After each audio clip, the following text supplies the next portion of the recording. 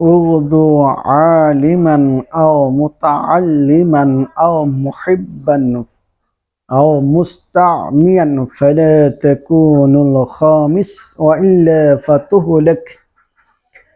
জনাব রাসূলুল্লাহ সাল্লাল্লাহু আলাইহি সাল্লাম একটি হাদিসের মধ্যে আলেমের গুরুত্ব, শিক্ষার গুরুত্ব, আলিমের সাথে মহব্বত রাখা অথবা আলিমকে শোনা, আলিমের ওয়াজ নসিহত শোনার গুরুত্ব হুজুর সাল্লাল্লাহু আলাইহি ওয়াসাল্লাম এই হাদিসের মধ্যে বর্ণনা করেছেন। সুবহানাল্লাহ।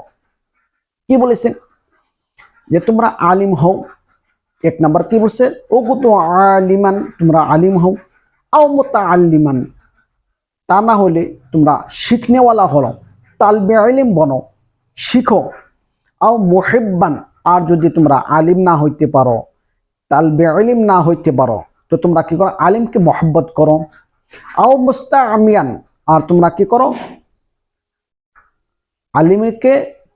আলিমের বয়ান শোনো, আলিমের নসিহত শোনো, আলিমের কথাবার্তা শোনো। সুবহানাল্লাহ। ফালা তাকুনুল খামিস, আর যদি তোমরা পঞ্চম শিরোনে হইতে চাও তো তোমরা ফাইল্লা ওয়া ইল্লা ফাতুহলাক, তো তোমরা কি ধ্বংস হয়ে যাবে। সুবহানাল্লাহ। কি সুন্দর কথা বর্ণনা করেছে, কি সুন্দর কথা বর্ণনা করেছে হুজুর সাল্লাল্লাহু আলাইহি সাল্লাম। যে তোমরা আলিম যদি হইতে পারো, আলিম হও, তালবি ইলম হও। যদি আলিম না হইতে পারো, তালবি ইলম হও। তালবি ইলমও যদি না হইতে পারো, তো তোমরা কি করো?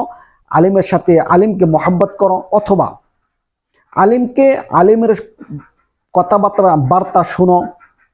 আর যদি তোমরা পঞ্চম চিরণী যদি অবলম্বন করো, তোমরা ধ্বংস হয়ে যাবে। সুবহানাল্লাহ। কি সুন্দর কথা আল্লাহ তাবারক তাআলার নবী সাল্লাল্লাহু আলাইহি সাল্লাম আমাদেরকে নসিহত করেছে। আল্লাহ তাআলা আমাদের সকল ভাই বোনদেরকে আমল করার জন্য তৌফিক দান করো। আখির দাওয়ানা আলহামদুলিল্লাহি রাব্বিল আলামিন। আসসালামু আলাইকুম ওয়া রাহমাতুল্লাহ।